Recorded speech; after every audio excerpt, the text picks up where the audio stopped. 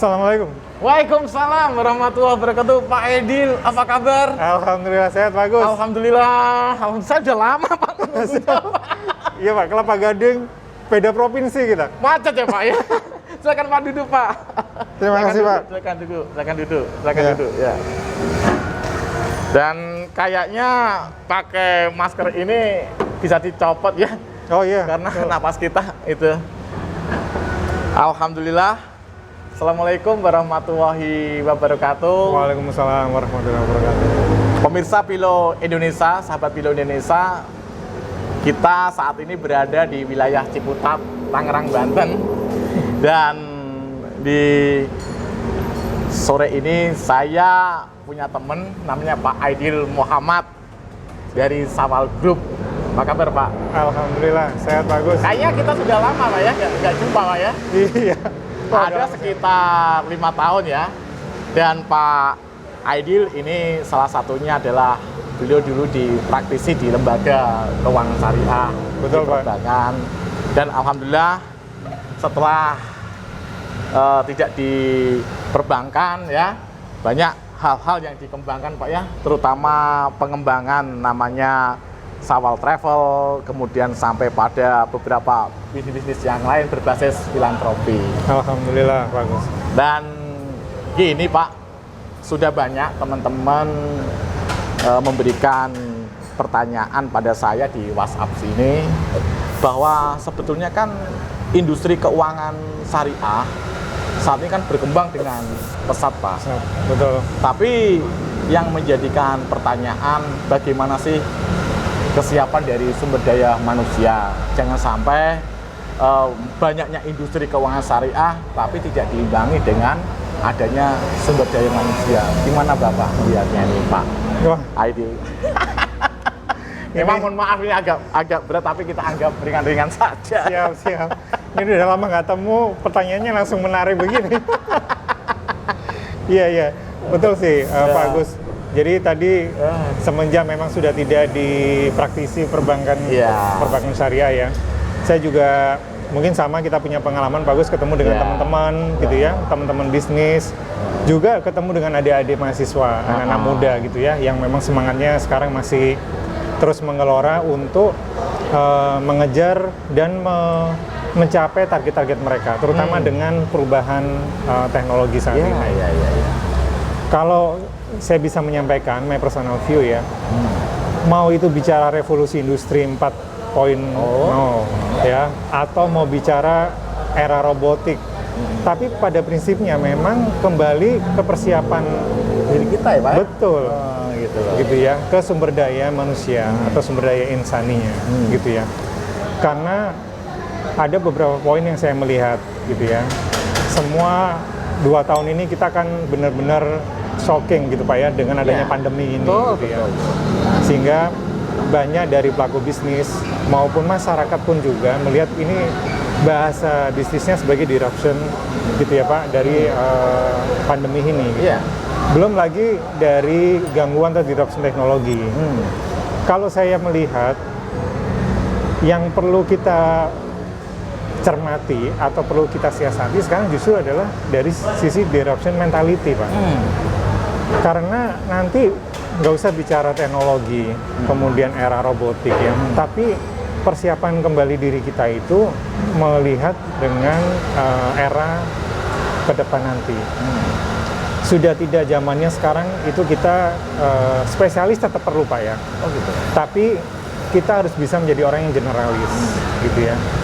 Sudah nggak bisa orang hanya melakukan apa yang disampaikan 1, 2, 3, tapi dia juga harus bisa mengembangkan kreativitasnya melakukan 4, 5, dan 6. Sehingga tuntutan multitasking itu udah wajib, harus dimiliki oleh sumber daya insani tadi. Nah, kalau tadi Pak Agus menyinggung juga yang syariah, ini menarik Pak, karena juga ditambahin dengan mereka pembekalan yang harus lebih ya. Karena mereka harus tahu koridor-koridor mengenai syariahnya. Gitu kan. Jadi bicara hukum positif juga bicara hukum syariah. Nah, itu yang saya melihat ini sebagai SD itu harus siap di situ gitu. Udah nih bicara ngobrol teman-teman sekarang itu memang kemampuan multitasking itu menurut saya itu kuncinya sih Pak. Dan adanya teknologi mempercepat akselerasi itu ya Pak ya. Betul, betul. Nah, lantas bagaimana Pak kira-kira industri syariah yaitu menyesuaikan diri, bagaimana juga lembaga pendidikan yang sebagai bentuk learning, teaching, metode teaching itu sendiri menyesuaikan semua itu Pak untuk mendukung penguatan sumber daya insan itu sendiri. Oke. Kalau saya lihat gini Pak, kalau untuk bicara kesyariahnya, itu aspek edukasi itu jangan pernah berhenti, ya. Itu karena itu memang udah harus setiap waktunya gitu ya. Nah, dengan adanya teknologi, harusnya itu mempercepat proses edukasi itu. Ya sekarang udah bisa learning distance kan gitu Pak ya. Jadi sudah tidak ada hambatan lagi istilahnya gitu ya, bahwa nggak bisa belajar karena kondisi waktu, kondisi jarak, itu semua sudah borderless kita sekarang ini Pak. Nah mestinya aspek edukasi ini, kreativitas disitulah yang menjadi challenge-nya kita gitu ya. Bagaimana menyampaikan dengan lebih mudah, ya, bagaimana menyampaikan dengan lebih cepat. Nah aspek teknologi itu yang harus kita bisa optimalkan. Menurut saya di situ Pak.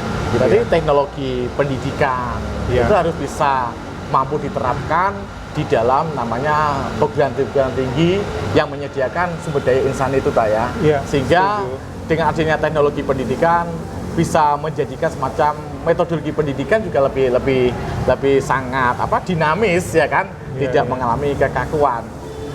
Lantas kalau Bapak melihat ya tentang fenomena yang ada, sudah cukupkah kualitas sumber daya insani syariah ini saat ini Pak dengan percepatan industri yang syariah yang maju berkembang ini Pak menurut Anda? Nah ini bicara ini nih Pak ya, dari hulu hilirnya juga. Jadi saya pikir yang pertama memang kesiapan dari personalitinya ya, sumber daya insaninya. Dia harus tahu bahwa perkembangan teknologi sekarang itu justru harus mempercepat proses learningnya, harus memudahkan dia mendapatkan akses sudah tak terbatas tadi, sehingga kesulitan dia belajar memahami itu sekarang dengan teknologi itu semua sudah bisa menjadi solusi gitu ya Pak ya. Kemudian yang kedua personality tadi itu menurut saya dia harus siap secara mentalitinya gitu Pak, karena nanti waktu itu 2015 ya pemerintah sudah mencanangkan mengenai MEA, ya. Tapi kan akhirnya masyarakat ekonomi ASEAN. Cuma itu memang terkendala dengan adanya pandemi ini juga, gitu ya. Nah, mereka harus sadar bahwa quality mereka itu sudah nggak bisa bilang bahwa dia siap secara mentality, tapi secara quality-nya dia juga. Makanya diwajibkan adanya sertifikasi, gitu ya. Nah, untuk mencapai sertifikasi itu apa yang harus dia siapkan? Nah, itu Pak. Jadi sebagai SD itu teknologi ini harusnya justru mempermudah dan mempercepat. Pak Adip, ngomong-ngomong tentang sertifikasi, banyak loh Pak, industri itu mengeluh melakukan sertifikasi. Karena sertifikasi itu tidak ada pengaruhnya terkait dengan peningkatan kinerja mereka. Benar nggak seperti itu isunya Pak? Iya, ini memang masalah kebiasaan juga Pak, yang ada di kita gitu ya. Kalau kita bicara di luar itu semua sudah terukur, sudah punya standarnya. Kalau saya melihat di sini itu masih menuju ke sana Pak, gitu ya. Jadi nanti pengukuran KPI ya, Key Performance Indicator pun itu sekarang sudah production base gitu ya, dan productivity base. Jadi nanti itu akan terukur satu orang itu ya, itu kemampuan dia bisa menghasilkan seberapa banyak, seberapa besar. Nah itu kan otomatis harus disiapkan dari basicnya dulu. Sertifikasi itu salah satunya untuk ke sana sebetulnya Pak. Nah cuma di kita memang belum terbiasa dengan itu habitnya, culture-nya belum sampai ke sana gitu Pak. Itu kalau saya melihat ya. Tapi sebenarnya tidak demikian Pak. Artinya ada peningkatan Pak ya untuk kualitas. Oh ada ya sebenarnya ya. Ada, justru gitu loh. kenapa tadi ada MEA, kemudian nanti akhirnya mewajibkan di profesi-profesi tertentu ada sertifikasi. Itu sebenarnya proses menuju perbaikan ke sana sih Pak. Bukan berarti namanya sertifikasi hanya sekedar satu dapat sertifikat, tapi juga meningkatkan profesionalisme dan kinerja juga gitu. Oh enggak sih Pak, memang kita beberapa hal itu memang dilakukan untuk ke sana. Kemudian sekarang ada SPI ya untuk mahasiswa, sertifikat pendamping ijazah. Nah itu juga bagian dari pemerintah atau unit bagian-bagian terkait ini untuk mengedepankan itu. Oh ya Pak Adil, kalau nggak salah kan di setiap perusahaan itu kan ada namanya corporate culture. Oh iya, betul. Nah, corporate culture, kemudian ada namanya KCG, ya kan, corporate good governance. Lantas bagaimana ini hubungannya penguatan sumber daya insani syariah ini masuk pada integrasi corporate culture maupun KCG selama ini yang Bapak tahu? Oke. Ya, culture ini kembali yang tadi ya Pak ya, masalah budaya kan masalah kebiasaan juga ya. Saya melihat begini sih Pak Gus, justru ya, tanpa kita bicara industri keuangan atau enggak, gitu ya. Tapi dalam sebuah organisasi, menurut saya, selain target-target numerik ya, numbers, justru yang harus dilakukan adalah target culture-nya. Masih banyak kalau saya lihat itu, culture atau corporate culture itu masih dianggap sebagai formalitas.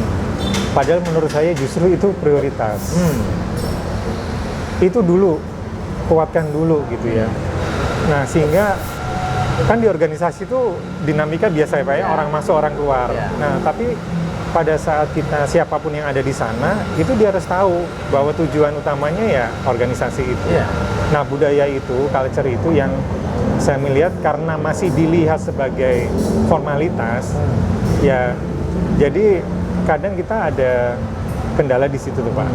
Nah pada saat kita melihat itu sebagai sebuah prioritas, maka pembangunan SDM itu saya pikir itu akan jauh bisa menjadi ini Pak, menjadi trigger organisasi itu cepat growing gitu Pak. Gitu sih kalau saya lihat ya corporate culture-nya. Nah setelah itu kebangun setahap demi setahap semakin baik, otomatis nanti GCG-nya juga masuk juga ya. Pasti masuk. Baik dari sisi kepatuhan, ya kan? Baik dari sisi bermacam-macam, ya mungkin peraturan-peraturan yang sudah didefinisikan lah di legal itu sendiri, gitu ya. Iya, betul Pak. Nah, Pak, terkadang Pak untuk masuk pada corporate culture ini kan banyak karyawan kan sangat sulit ya. Bagaimana masuk pada visi misi satu perusahaan. Nah, ini gimana Pak pengalaman Bapak selama ini? Oke Pak, sejauh yang saya alami itu ya Pak, jadi untuk membangun culture yang baik gitu ya, selain yang pertama tadi corporate culture atau organization culture itu dipandang sebagai prioritas. Yang kedua, peran penting seorang leader, ya seorang public figure yang ada keteladanan ya Pak? Ada keteladanan yang disampaikan, dicontohkan secara langsung. Nah, sehingga saat members atau siapapun yang ada di culture itu dia juga melihat, oh ini loh pentingnya culture itu, ya. Kemudian dia nanti lama-lama akan semakin nggak nyaman nih Pak. Kalau berbuat yang kurang, yang salah sedikit, dia jadi merasa terpanggil gitu ya. Dia jadi merasa dapat warning gitu. Ini nggak benar, ini salah nih gitu. Nah itu nanti akhirnya terbentuk tuh Pak. Kalau 2 poin tadi sudah dikuatkan. Saya sih melihatnya di situ. Berarti kesimpulannya bahwa soft skill dalam membangun sumber daya insan itu sangat dominan dong Pak, kalau gitu. Saya setuju. Menarik nih pernyataannya Pak Agus ya. Betul. Selain memang pembekalan hard skill yang selama ini kita sudah banyak dapat, nah soft skill itu tidak kalah pentingnya Pak, gitu ya. Leadership style gitu ya. Kemudian tadi bagaimana dia bisa membangun partnership dengan teman kerja, dengan bawahan dan atasan, atau mungkin dengan outer circle-nya dia juga, itu kan penting juga Pak. Nah, soft skill itu di situ penting Pak ini ya. Nah, jadi saya setuju nih tadi Pak Agus sampaikan, jadi pemantapan soft skill pun gitu ya di era sekarang pun itu sekarang jauh lebih penting malah saya lihat. Iya ya. Iya, ini teman-teman banyak juga Pak yang cerita pada saat mereka interview gitu ya, calon karyawan atau memang ada kebutuhan dengan partner ya. Justru melihat sekarang soft skill-nya ya itu masih perlu ditingkatkan terus tuh Pak. Gitu ya, karena tadi ada gap gitu Pak antara ini loh Pak Gus Gen Y atau Gen Z ini? atau baby boomer yang dulu kan, jadi gap antara generasi ini juga semakin kelihatan sih Pak. Maka dari situ kan terkadang kan banyak ya orang tua itu kan banyak salah persepsi dalam mendidik anak, ya kan. Anak dituntut untuk belajar agar nilainya bagus, ya kan, sampai antisosial, tidak pernah bergaul sama sekali. Terus ada lagi yang orang tua itu paham terhadap pembangunan soft skill. Nah ini kan variabel-variabel ini, fenomena-fenomena ini kan banyak di masyarakat. Lantas kalau bagi orang tua sebenarnya seperti apa sih mendidik anak yang baik agar tanda kutip soft skillnya juga kuat, hard skillnya juga kuat? Ini seperti apa Pak? Bapak yang selama ini di dunia apa itu sumber daya insani itu? Sumber daya insani ya Pak. Nah ini yang saya lihat Pak, bagaimana bisa menjadi manusia gitu ya, manusia makhluk sosial yang juga bermanfaat, terutama tadi kalau kaitannya dengan perbankan syariah. Saya melihat ini kembali Pak, kita belajar kembali kepada agama ya, kepada syariah. Jadi memang pertama kali itu memang kita harus belajar adab dulu Pak. Gitu ya. Nah memang dari situ kita akan mendapatkan dasar-dasar atau basic yang budi kuat. pekerti ya Pak. Budi pekerti gitu ya, cara menghormati, toleransi gitu ya. Nah setelah kita memahami adab yang baik, baru yang kedua ilmu yang bermanfaat. Nah dari situ sih Pak tahapannya saya lihat gitu ya. Setelah itu bagaimana bisa menjadi manusia yang paling baik itu kan gitu Pak, yang ketiga yaitu dari amalnya kan gitu Pak ya. Jadi setelah adabnya, ilmunya, nah amal itu bagaimana dia bisa memberikan impact atau memberikan manfaat buat orang yang lain. Saya pikir kita kembali ke situ sih Pak. Kalau Pak Aidil melihat kurikulum pendidikan yang ada selama ini, bagaimana terkait dengan soft skill dan satu kurikulum nasional kita? Iya, saya melihat sebagian sudah diterapkan, sudah diterapkan dengan baik. Cuma mungkin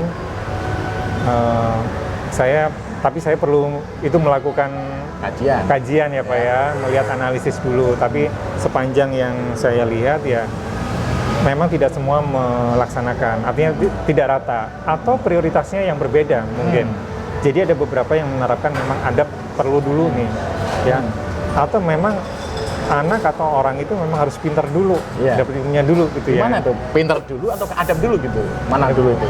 Nah, kalau saya kembali Pak tadi yang saya sampaikan, kalau saya melihat memang harusnya adab dulu. Adab dulu ya? Adab dulu, betul. Adab dulu. Budi pekerti dulu, betul. Setelah itu kemudian bagaimana kepintaran itu diasah. Kepintaran diasah, sehingga saat nanti dia punya target harus pinter ini, pinter itu. Kalau dia udah punya adab, dia tahu ilmu ini dimanfaatkan untuk hal-hal yang baik, hal-hal yang positif gitu ya Pak. Saya melihat sih di situ. Nah kalau bicara kurikulum, kalau boleh punya suara gitu ya Pak, saya melihat ini nih perubahan kurikulum ini jangan terlalu cepat juga nih ya. Kalau kita melihat ini kan ya mungkin memang eranya lah Pak ya, eranya tadi Pak, leadernya siapa sih gitu kan, era menterinya siapa sih gitu ya. Nah kalau memang bisa itu siapapun nanti menteri pendidikannya atau mungkin tidak hanya menteri pendidikan ya, semua pihak yang terkait ya, kalau kita sudah punya tatanan yang bagus ya itu dijalanin dengan tertib aja Pak sampai benar-benar bagus gitu Pak ya. Pak Aidil, untuk menghadapi tentang industri digitalisasi ini Pak, kira-kira dibutuhkan sebuah SDI yang seperti apa Pak? Tadi kan bahwa penguatan soft skill itu harus kuat, gitu loh. Gimana Pak ini Pak, untuk agar ini bisa didengar oleh masyarakat banyak bahwa di era digitalisasi itu dibutuhkan SDI yang seperti apa menurut Bapak? Iya, bagus.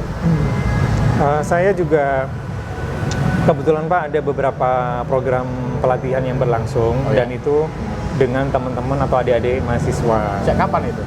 Itu sudah hampir 3 tahun berjalan, gitu Pak. Memang belum lama, tapi dari beberapa program yang sudah berjalan, adik-adik mahasiswa, bahkan juga ada adik-adik pelajar, Pak. Kalau saya melihat yang pertama yang harus disiasati itu kita harus punya jiwa adaptif, Pak. Gitu ya, cepat menyesuaikan gitu ya, karena perubahan era digital sekarang itu sedemikian cepat gitu ya, Pak ya. Bahkan kadang kita belum selesai belajar satu ya, yang berikutnya sudah datang lagi. Jadi kita harus cepat adaptif sih, menurut saya itu yang pertama gitu ya. Nah, kemudian yang kedua yang sempat tadi saya sampaikan di awal, Pak, memang mentalitinya sih. Gitu ya, mentalitinya ini artinya jangan cepat mengeluh, gitu ya. Jangan cepat merasa karena nggak bisa terus akhirnya nyerah, gampang nyerah gitu ya, Pak ya. Nah, justru saya melihat kok sekarang harusnya memudahkan siapapun ya, termasuk saya juga gitu. Harusnya memudahkan belajar hal-hal yang baru gitu. Ya, karena kalau nggak bisa ini, ya kan sekarang akses gampang, ya. Mau tanya ke siapapun sekarang udah bisa 24 hours lah ya, dengan dunia digital online gitu ya, Pak ya. Distance learning, ya, kemudian ya semua itu harusnya tadi, Pak, teknologi itu harusnya memudahkan dan mempercepat. Justru bukan malah ngedrag kita itu turun, malah udah ketinggalan sedikit gitu udah nyerah gitu. Wah, udahlah ikut yang sekarang berjalan aja gitu ya. Udah yang biasanya begini lah. Padahal teknologi ya bukan biasanya sekarang begini, tapi kedepannya seperti apa gitu. Adaptif dan mentalitinya sih, Pak, kalau saya. Adaptif dan mentality gitu kan. Iya. Dan itu adalah syarat bagi kita, ya kan, mempersiapkan diri masuk di industri-industri digital, Pak. Iya. Bukan kita nantinya dengan adanya digitalisasi malah kita nggak siap, seperti yang tadi dikatakan, itu kan. Setuju, Pak. Nah, dan saya pikir diskusi ini, Pak ya, pertemuan ini di Jakarta ini mungkin kita bisa lanjut di pertemuan berikutnya. Siap, Pak Go. Terima kasih ya, Pak Aidil. Sama-sama, semoga bermanfaat ya, Pak. Ini menarik sekali.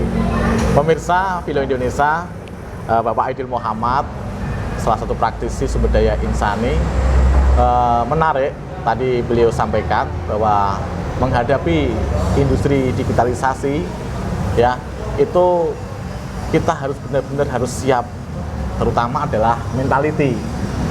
Nah, dan unsur mentality ini adalah harus kita kuatkan sejak dini mungkin itu loh. Bahkan perkembangan tentang industri keuangan syariah yang sangat akselerasi sangat tinggi ini juga perlu disiapkan juga sumber daya insan yang kuat. Sumber daya insan yang kuat bukan dia tuh hanya bermodal pandai saja, tapi punya kemampuan, yaitu adalah budi pekerti. Betul. Yaitu namanya adab itu sendiri. Semoga bukan hanya performan kepandaian, tapi juga karakter-karakter itu menjadi satu kualitas bagi sumber daya insani di Indonesia. Agus Lawan, Philo Indonesia, kita berjumpa di lain kesempatan. Assalamualaikum warahmatullahi wabarakatuh. Waalaikumsalam. Terima kasih, Pak. Terima kasih, Pak.